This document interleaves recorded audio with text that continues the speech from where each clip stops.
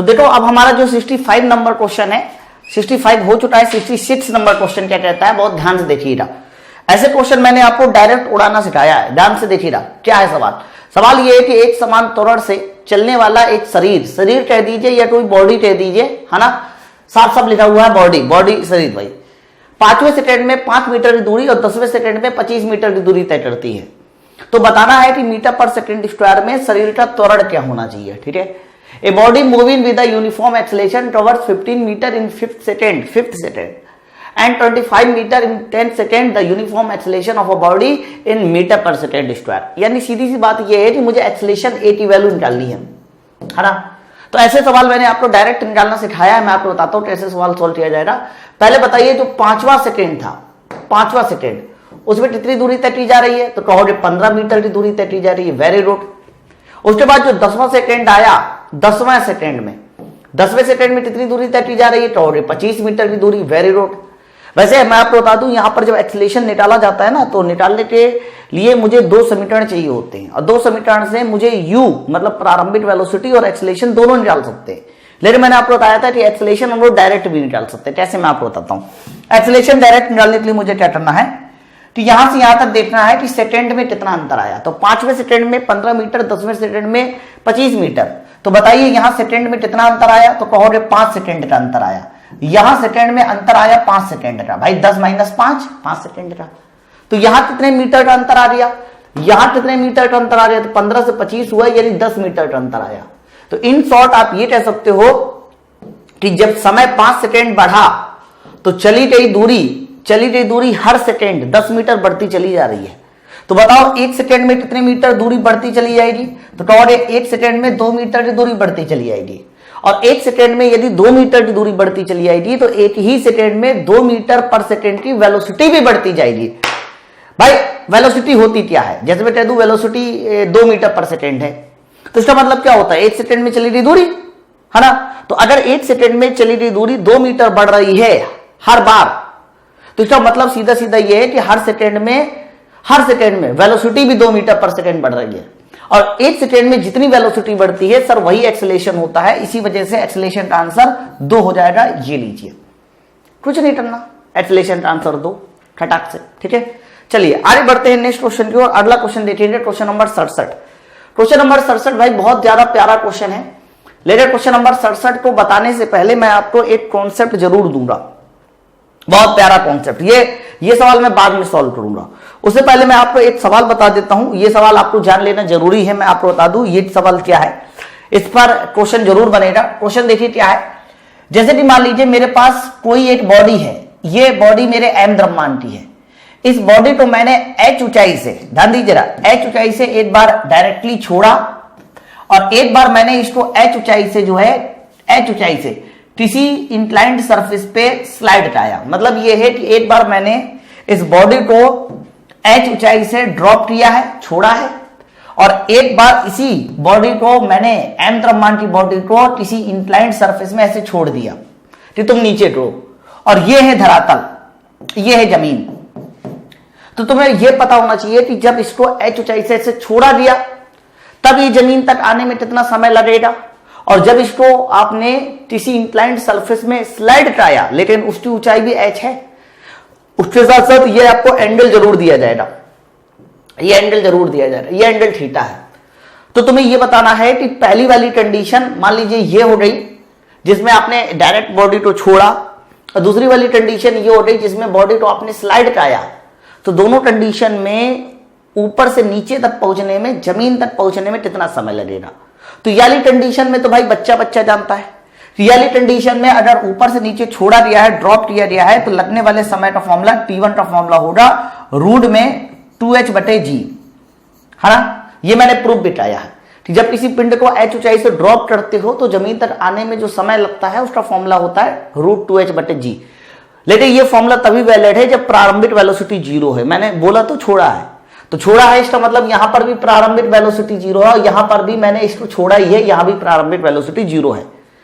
Sir ये तो पहली वाली कंडीशन के लिए समय हो गया। अब मैं आपसे पूछूं कि अगर मुझे दूसरी वाली कंडीशन के लिए समय निकालना हो, यानी T2 निकालना हो, तो कैसे निकाला जाएगा? निकल आएगा, कोई दिक्कत नहीं। कैसे मैं आपको बताता हूं, ध्यान से सुनना कायदे के साथ। ये बताइए जरा, अगर मैं बात करूं कि ये अगर h है, ये एंगल थीटा है, तो यहां से लेकर यहां तक, यहां से लेकर यहां तक, यानी ये ए बी कितना होना चाहिए, इस पिंड द्वारा चली गई दूरी कितनी होनी चाहिए, ए बी कितनी होनी चाहिए, भाई इसी में तो फिर से ले रहा ना।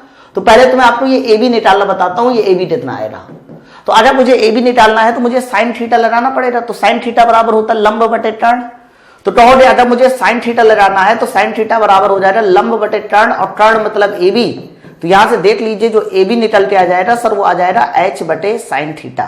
तो ए बी का मान निकल के आ गया एच बटे साइन थीटा। सर ये मेरा ए बी आ गया एच बटे साइन थीटा, ध्यान से देखते रहिएगा, एच बटे साइन थीटा, सॉरी एच बटे साइन थीटा।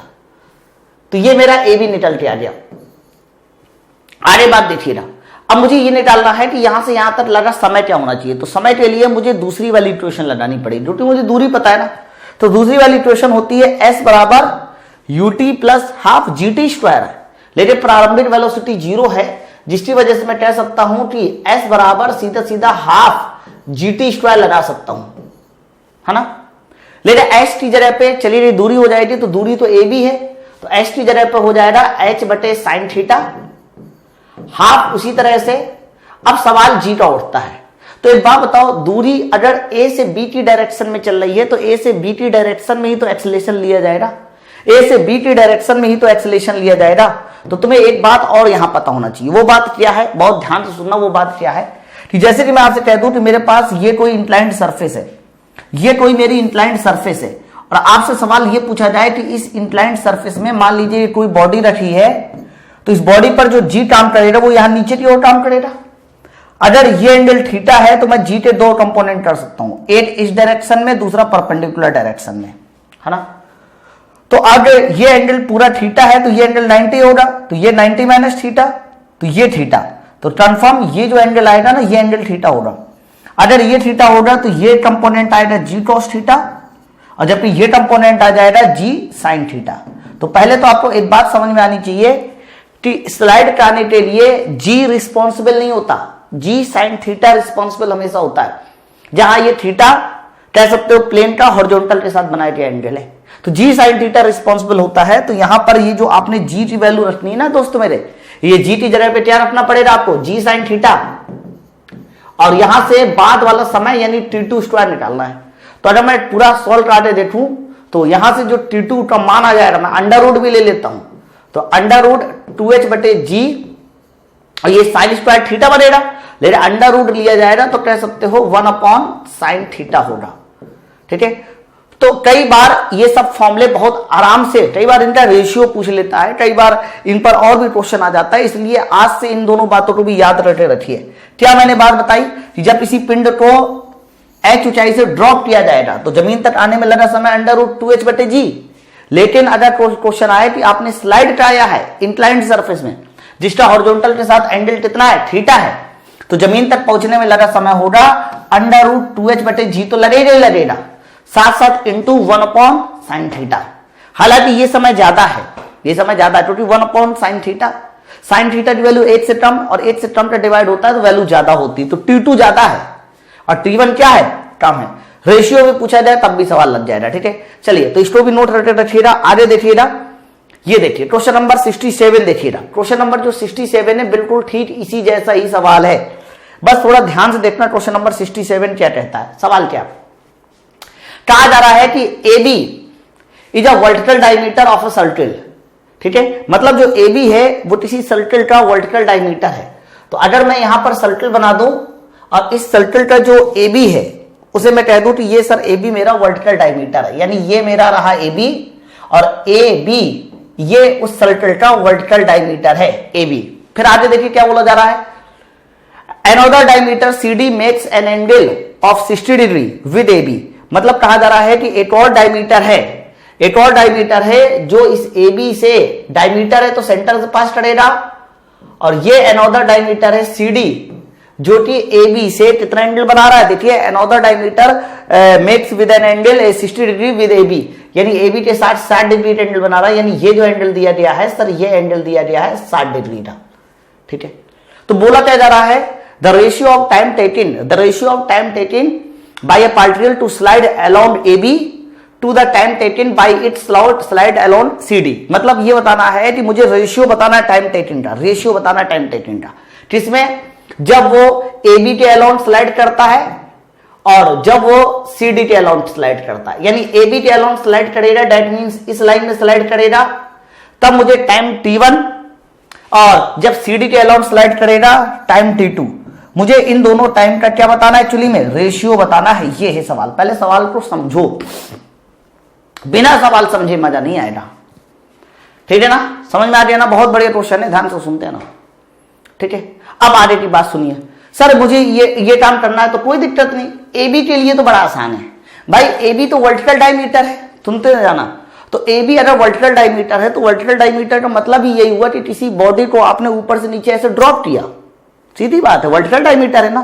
तो AB में जो समय लगेगा, मैं ऐसा मान के चलता हूं कि ये जो डायमीटर है, ये डायमीटर की लंबाई h है। डायमीटर लंबाई कितनी है, h मान लीजिए।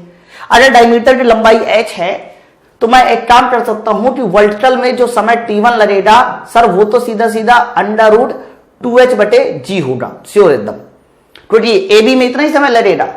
और h ये मैंने AB की लंबाई अर्थात डायमीटर मान रखा।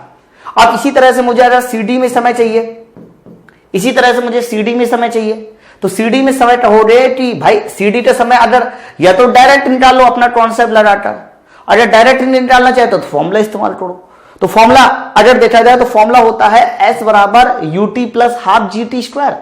लेकिन U तो तुम्हारा 0 हो जाएगा, ठीक है। तो S कितना होगा, तो CD में देख लो, CD में भी उतना ही तो दूरी तय करेगा, क्योंकि CD भी तो डायमीटर है। तो CD में जो S होगा वो H होगा ½ G। अब G की जगह सोचना है तो भाई G कैसा रखना चाहिए, ठीक है। अब आप थोड़ा सोचो, बड़े ध्यान से सोचना। ये बताइए, ये एंगल थीटा 60 डिग्री है, तो ये एंगल भी कितना होगा, 60 डिग्री होगा। अब एक बात बताओ, G कहां की ओर काम करता है, तो कहोगे सर G नीचे की ओर काम करता है, इधर ये काम करता है G। तो मुझे G का वो कंपोनेंट लेना पड़ेगा जो CD की दिशा में है। तो अगर G ये है तो G का ये वाला कंपोनेंट चाहिए ना, G का ये वाला कंपोनेंट। अब आप सोचो, अगर ये G है तो G का ये वाला जो कंपोनेंट आएगा भाई, ये 60 है। तो हमेशा ध्यान रखना, जब भी कभी कंपोनेंट करते हैं ना, तो जहां पर एंगल होता है वहां पर थीटा cos थीटा लगाते हैं। तो अगर ये G है और ये 60 एंगल है, तो ये जो कंपोनेंट है ना, ये ग्रीन लाइन, ये G का G cos 60 होगा, ये G का G cos 60 होगा। इसीलिए मैंने G की जगह पर G cos 60 कर दिया, और इंटू हो जाएगा T2², इंटू हो जाएगा T2² बाद वाला समय। लेकिन H की जगह पे H cos या H sin ऐसा कुछ नहीं आएगा, क्योंकि CD की लंबाई भी उतनी है जितनी की AB की लंबाई, क्योंकि दोनों हमारे डायमीटर है। तो बस फिर यहां से T2 निकाल लो। तो अगर मेरी कैलकुलेशन गलत नहीं कहती है तो मैं T2 कह सकता हूं कि cos 60 कितना होता है, 1/2। अगर 1/2 होता है तो 1/2 इधर जाएगा, तो जो T2 का मान आने वाला है वो आने वाला है √4h/g, √4h/g। ये आएगा T2 का मान, चेक कर सकते हैं भाई, 1/2 इधर 4। लेकिन मुझे तो रेशियो चाहिए था, तो मुझे रेशियो चाहिए था, कहोगे अगर T1 अनुपात T2 चाहिए तो दोनों में सब चीज कॉमन है, सब चीज कॉमन है, लेकिन यहां पर 1 बचेगा क्योंकि सब कैंसिल हो जाएगा। लेकिन एक चीज नहीं भाई, यहां 2 है तो यहां 4 है, तो 1 2 कैंसिल हो जाएगा, लेकिन 1 2 तो अंडर रूट के अंदर बचेगा ना। तो जो रेशियो आने वाला है वो 1:√2 आने वाला है, यानी option number C will be right answer, ठीक है। अच्छा सवाल था, काफी बढ़िया क्वेश्चन था, समझ लीजिए कैसे लगाया गया है, ठीक है। चलिए आगे बढ़ते हैं नेक्स्ट क्वेश्चन की ओर, ये मैंने आपको बता ही दिया था। आगे देखिए क्वेश्चन नंबर 68 नंबर क्या कहता है, देखिएगा ध्यान से। क्वेश्चन नंबर 68 क्या है, क्वेश्चन नंबर 68, समरूप त्वरण के साथ, समरूप त्वरण का मतलब ये होता है कि कांस्टेंट एक्सेलरेशन, ठीक है। तो बोला तो जा रहा है, मैं इंग्लिश में पढ़ देता हूं, क्योंकि ये जो क्वेश्चन है ना, ये क्वेश्चन इंग्लिश से हिंदी में भी कन्वर्ट किया गया है। बहुत सारी किताबें होती है जो हिंदी में केवल क्वेश्चन देती है, तो उसे हिंदी से इंग्लिश बनाया जाता है। ये इंग्लिश से हिंदी में कन्वर्ट किया गया, तो इसकी इंग्लिश ज्यादा अच्छी होगी, मतलब गलतियां नहीं होगी इंग्लिश में, श्योर है। तो the time acceleration graph of a body moving, अच्छा टाइम एक्सेलरेशन ग्राफ की बात कर रहा है, तो टाइम एक्सेलरेशन ग्राफ मतलब यहां पर एक्सेलरेशन ए होगा तो यहां पर टाइम होगा। तो time acceleration graph of a body moving with a uniform acceleration, सबसे पहली important line uniform acceleration. Uniform acceleration का मतलब होता है कि मेरा जो एक्सेलरेशन होगा वो कांस्टेंट होगा, एक्सेलरेशन जो है वो कांस्टेंट होगा, इज अ स्ट्रेट लाइन। वो भी कहा जा रहा है कि यूनिफॉर्म एक्सेलेरेशन है और स्ट्रेट लाइन है। तो आप खुद सोचो, अगर यहां एक्सेलेरेशन को वाई एक्सिस में लिया है और एक्सेलेरेशन हमेशा वाई एक्सिस में लिया जाता है, इस बात को पहले समझ लो, क्योंकि टाइम एक्स एक्सिस में ही आएगा, टाइम इंडिपेंडेंट है, टाइम कभी वाई एक्सिस में नहीं आ सकता, है ना। तो कहा जा रहा है एक्सेलेरेशन को कांस्टेंट करना, तो भाई मेरे अगर एक्सेलेरेशन को कांस्टेंट करना है तो ऐसे हॉरिजॉन्टल लाइन खींचो देना। अगर एक्सेलेरेशन को कांस्टेंट करना है तो ऐसे हॉरिजॉन्टल लाइन खींचो देना। यह हॉरिजॉन्टल लाइन ये बताता है कि आगे की ओर जा रहे हो, टाइम बढ़ रहा है, परंतु एक्सेलेरेशन मेरा कैसा है, कांस्टेंट है, ठीक है। तो ये इसका सही उत्तर होगा। तो पहला आंसर है पासिंग थ्रू द ऑरिजिन, गलत है। इंक्लाइंड गलत है। पैरेलल टू टाइम एक्सिस और पैरेलल टू एक्सेलेरेशन एक्सिस, ये दो आंसर और है। तो पहले बताओ, ये जो लाइन मैंने खींची जिसमें एक्सेलेरेशन कांस्टेंट है और कितना है, मैं अगर यहां से लेकर यहां तक की वैल्यू को अपनी तरफ से ए कह दूं तो ए है? तो ये आपका graph parallel to time axis आया है ना, पैरेलल टू टाइम एक्सिस आया ना, तो करेक्ट उत्तर हो जाएगा option number C, parallel to time axis. ये गलत है, ठीक है। तो एक्सेलेरेशन डायग्राम में कहा जा रहा था, एक्सेलेरेशन वर्सेस टाइम डायग्राम में कहा जा रहा था कि यदि एक्सेलेरेशन कांस्टेंट हो तो बताओ थीटा ग्राफ कैसा आएगा, तो पैरेलल टू टाइम एक्सिस आएगा, ठीक। चलिए आगे बढ़ते हैं नेक्स्ट क्वेश्चन की ओर। अगला क्वेश्चन देखिए, क्वेश्चन नंबर 69। क्या कहता है क्वेश्चन नंबर 69? बढ़िया क्वेश्चन है ये भी, ध्यान से देखिएगा क्या है क्वेश्चन नंबर 69। कहा जा रहा है कि किसी पिंड का वेग समय ग्राफ मूल बिंदु से गुजरने वाली एक सीधी रेखा है। किसी पिंड का जो वेलोसिटी वर्सेस टाइम डायग्राम है, वेलोसिटी वर्सेस टाइम डायग्राम, वो मूल बिंदु से जाने वाली एक सीधी रेखा है जिसका ग्राफ की ढलान m है, मतलब ढलान मतलब स्लोप, स्लोप m है, और समय कितना है, t है। तो यात्रा में तय की गई दूरी पूछी जा रही है। The velocity time graph of a body is a straight line passing through the origin if the slope of a graph is m, then the distance travelled by the time t would be, कितना होगा। तो एक बात बताइए, अगर मैं यहां पर वेलोसिटी वर्सेस टाइम डायग्राम बनाऊं और इसकी कह दूं ये जो स्लोप है ये m है, और जहां तक ये मोशन हो रहा है वहां तक ये जो लिया गया समय है ये समय t है, तो तुमसे एक्चुअली में जो पूछा जा रहा है ना, वो क्या पूछा जा रहा है, तुमसे पूछा जा रहा है कि बताइए इसके द्वारा तय की गई दूरी क्या होनी चाहिए। तो भाई साहब दूरी होती क्या है, तो आपको पता होगा जो दूरी होती है वो इस डायग्राम का एरिया ही तो होता है, इसका एरिया ही तो होता है। अब सवाल ये है कि आंसर किसके पदों में दिया गया है। आंसर m के भी पदों में है, आंसर u के पदों में भी है, t के पदों में भी है, सबके पदों में। तो इसका मतलब मुझे मैच कराना पड़ेगा, ठीक है। तो एक काम करिए, ये जो स्लोप है ये स्लोप, हाँ, तो मुझे एरिया निकालना है, लेकिन एरिया निकालने के लिए स्लोप m है, ये टाइम t है। तो सबसे पहले ये लाइन सोचो, ये लाइन कितनी होनी चाहिए, ये लाइन कितनी होनी चाहिए। तो कहोगे सर ये तो हमारा m आया, स्लोप आया, तो m बराबर यानी स्लोप बराबर होता है लंब बटे आधार। तो लंब बटे आधार करोगे, नीचे t मल्टीप्लाई जाएगा तो कंफर्म ये लंब mt आएगा, या फिर mt बटे t कर लो, m आ गया, और यही तुम्हारा वेलोसिटी u भी बनेगा, ठीक है, क्योंकि मुझे कन्वर्जन करना पड़ेगा। तो चलो फिर अब मैं एरिया निकाल लेता हूं। अब मैं इसका एरिया देख लेता हूं कि इस लाइन का एरिया ये कितना होना चाहिए। तो किसी भी त्रिभुज का जो एरिया होता है वो होता है एक्चुअली में 1/2 लंब गुणे आधार। तो कहोगे कि 1/2 लंब गुणे आधार, तो लंब है mt, आधार कितना है, आधार, तो आधार है t, आधार है t। तो एरिया जो बना 1/2 लंब गुणे आधार, तो लंब गुणे आधार होता है ना, लंब गुणे आधार, तो mt और गुणे आधार t। तो जो एरिया बना वो कितना बना, वो बना mt²/2। तो क्या ऐसा कोई एरिया है mt²/2? नहीं सर, नहीं है, mt²/2 बिल्कुल भी नहीं है। तो चलो फिर एक और फॉर्म में कन्वर्ट कर लेते हैं, किसी भी तरह से इसको u को ले आते हैं। तो देखो भैया, अगर u को लेके आना है तो mt की जगह u लाओगे तो ut, भाई mt की जगह u लाओगे तो ut/2 आना चाहिए, ut/2 भी कहीं नहीं है। हाँ, एक काम और कर सकते हैं, एक काम और कर सकते हैं, वो पता क्या है, अगर मैं इसको ऊपर नीचे m सब मल्टीप्लाई कर दूं, यानी इसको m²t² बना दूं और नीचे 2m लिख दूं, चेक कीजिए। मतलब ये फॉर्मूले में ऊपर नीचे m से मल्टीप्लाई कर दिया, और ये जो mt है ना, mt ये क्या बना देगा, वहां से u बना देगा, और जैसे mt u बनाएगा तो आंसर आ जाएगा u²/2m, आंसर आ जाएगा u²/2m। है कोई आंसर? बिल्कुल है, option number D will be right answer. काफी बढ़िया क्वेश्चन था, इसमें आप 1 मिनट के लिए कंफ्यूज जरूर हो गए, है ना। तो स्लोप दी गई थी, टाइम दिया गया था, है ना, लेकिन ऑप्शन इस तरीके से दिए गए थे कि आपको टैली करना पड़ेगा कि कौन सा आंसर है। तो एरिया निकाला, और एरिया ही डिस्टेंस या डिस्प्लेसमेंट होता है, ठीक है। एरिया निकाला तो आंसर मैच नहीं किया, तो मैंने टाइम के पदों में बनाना शुरू किया, वेलोसिटी के पदों में बनाना शुरू किया, तो वेलोसिटी और एम के पदों में आंसर आ गया। आगे बढ़ते हैं नेक्स्ट क्वेश्चन की ओर, क्वेश्चन नंबर 70। देखिए क्वेश्चन नंबर 70 क्या बोला जा रहा है। एक्चुअली में 70 में एक डायग्राम था, वो डायग्राम मैं लेके आया हूं, वो डायग्राम मैं बना देता हूं। 70 में क्या डायग्राम था, इन्होंने डायग्राम नहीं बनाया इसलिए मुझे डायग्राम बनाना पड़ेगा। तो डायग्राम 70 में कुछ ये था कि एक वेलोसिटी वर्सेस टाइम डायग्राम आपको दिखाई दिया है, एक वेलोसिटी वर्सेस टाइम डायग्राम दिखाई दिया है। और वेलोसिटी वर्सेस टाइम डायग्राम जो है वो सर कुछ इस तरह से है, ऐसे कुछ, ठीक है।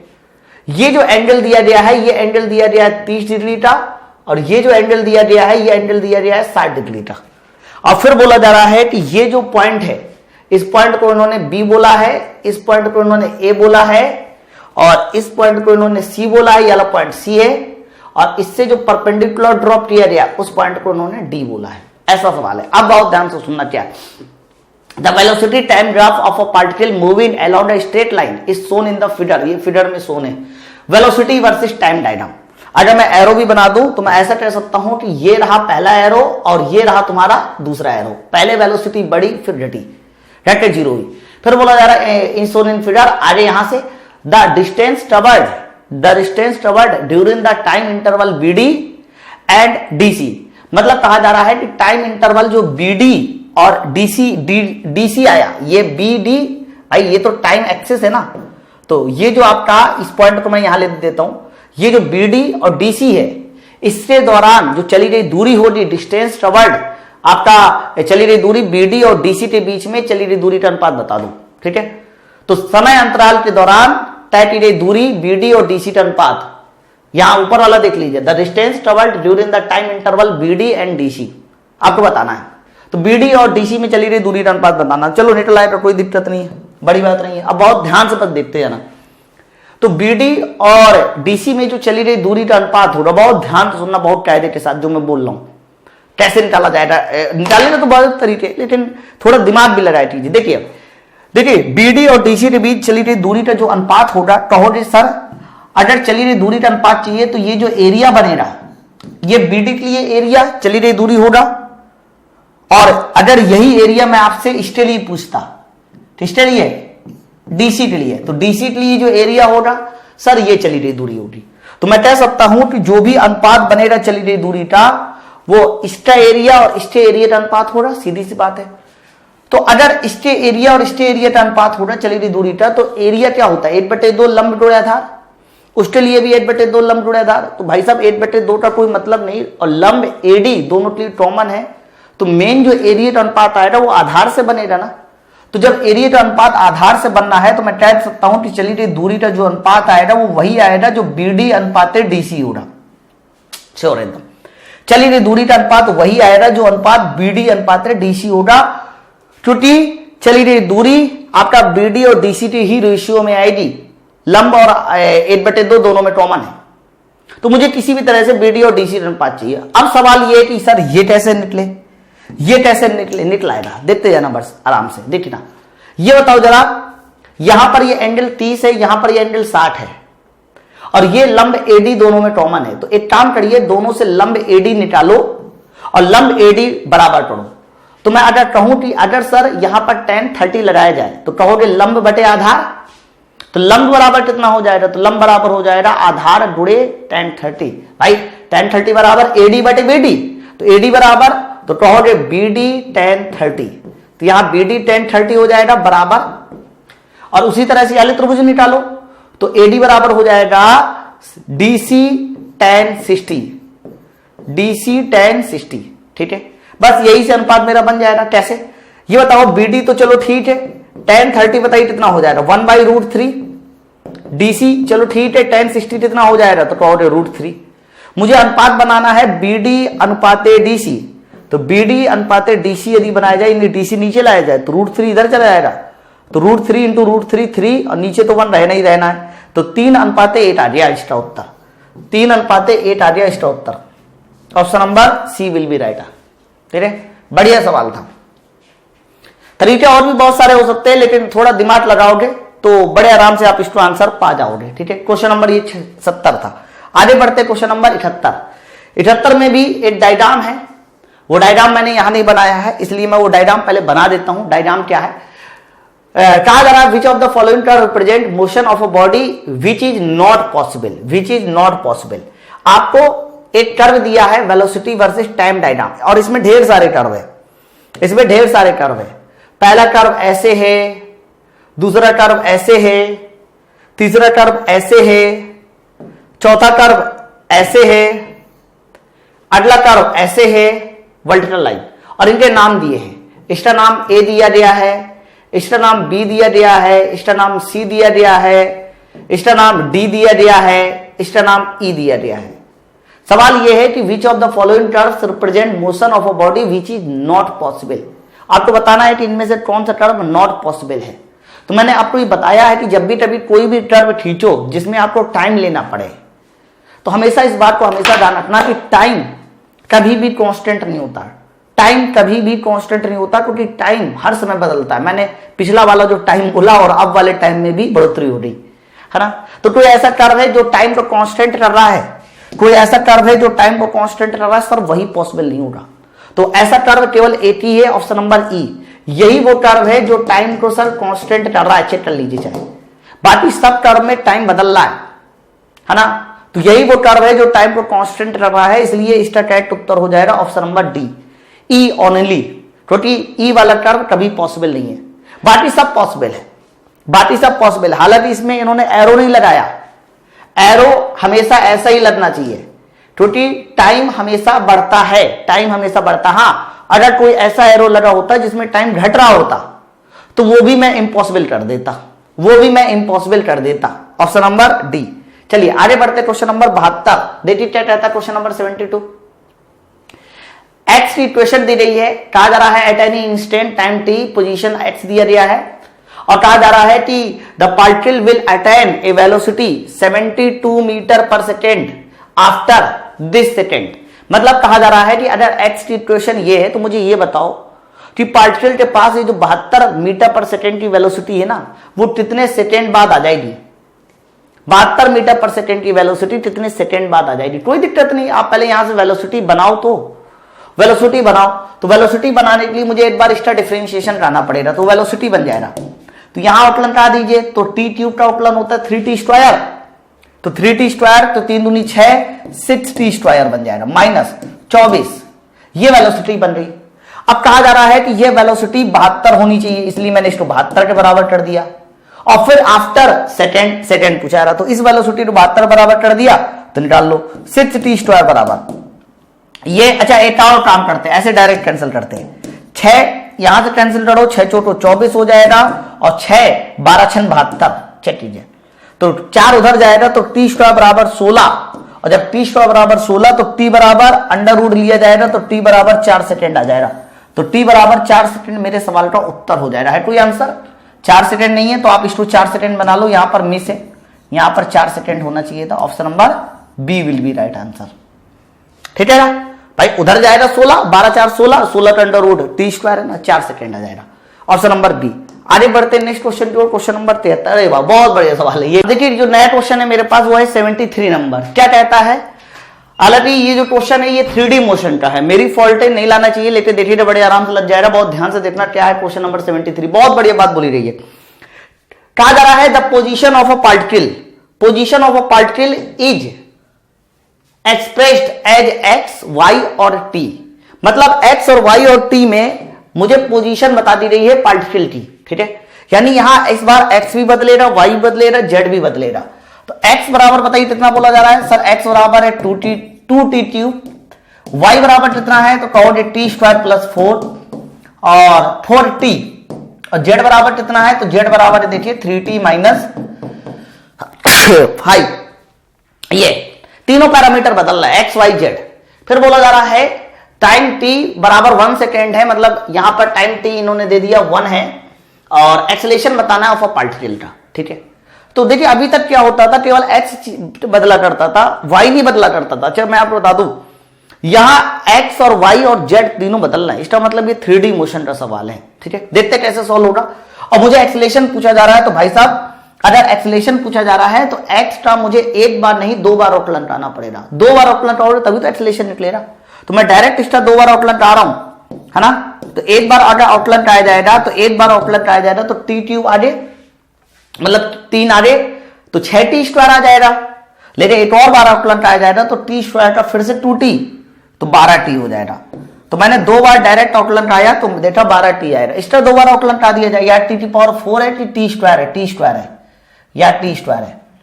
तो यहां पर भी मैं 2 बार आउटलाइन आ दूं, तो एक बार आउटलाइन आ जाएगा तो ये हो जाएगा 2t, ये हो जाएगा 2t। एक और बार आउटलाइन आ जाएगा तो θ1 केवल 2। लेकिन जब 4θ 2 बार आउटलाइन आ जाएगा तो θ1, और जब दोबारा फिर से ट्राई जाएगा तो 4 बचेगा, 4 का 0, है ना। यहां देखिए, यहां तो सर टी ही है, तो एक बार ट्राओगे तो कुछ आएगा, दोबारा ट्राओगे तो वो भी 0। तो मैंने तीनों कंडीशन में इनके आउटलाइन आ दिए विद रिस्पेक्ट टू टाइम और वैल्यू बता दी। अब एक बात बताओ, ये क्या है? अगर थोड़ा गौर से देखिए तो ये लिखा हुआ है d2x/dt2 बराबर 12t। इसका मतलब है ये जो आपका वैल्यू है ना, ये x डायरेक्शन का एक्सेलेरेशन है, तो इसे बोला जाएगा ax, एक्सेलेरेशन इन x डायरेक्शन। ये d2y/dt2 है, ये है ay, मतलब एक्सेलेरेशन इन y डायरेक्शन। और ये क्या है सर? ये एक्सेलेरेशन इन z डायरेक्शन। लेकिन पूरे सवाल को देखो, इन्होंने कहीं पर भी ऐसा नहीं कहा कि मुझे एक्सेलेरेशन इन x डायरेक्शन बताओ या फिर एक्सेलेरेशन इन y डायरेक्शन बताओ। इन्होंने तो सीधा सीधा ये बताया कि मुझे एक्सेलेरेशन बताओ। तो बताइए, अगर मुझे एक्सेलेरेशन बताना है तो मैं सीधा सीधा इनका नेट निकालूंगा ना। तो अगर x direction, y direction, z direction, ये तीनों मुझे वैल्यू पता है और मुझे नेट एक्सेलेरेशन चाहिए, तो मुझे अंडर रूट इन तीनों का स्क्वायर काटे जोड़ना पड़ेगा। अच्छा, जो x डायरेक्शन एक्सेलेरेशन वो 12t है, तो t के पदों में आया तो t का मान 1 रख दो ना, 1 रख दो। तो जैसे t की वैल्यू 1 रखी जाएगी मेरे दोस्त, तो 1 रखा जाएगा, तो 1 देखिए रखिए, t की जगह 1, तो टोटल 12 बचेगा। तो 12 का स्क्वायर, भाई किसी चीज का मैग्नीट्यूड कैसे निकालते हो, परिणामी कैसे निकालते हो, x और y और z का? Under root a1² plus a2² plus a3² से निकालते हो ना।